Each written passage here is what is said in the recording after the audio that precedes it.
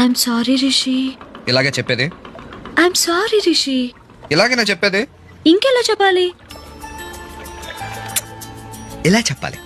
ఆ, అవన్నీ ఇప్పుడు కాదు. మరెప్పుడు?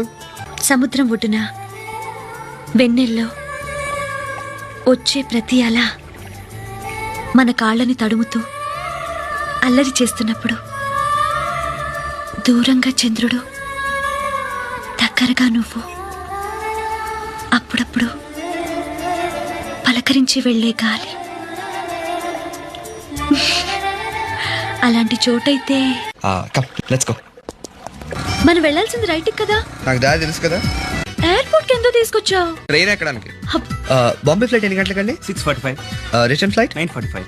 ఓకే. వెళ్ళడానికి 2, రావడానికి 2, మొత్తం 4 టికెట్స్ ఇవ్వండి.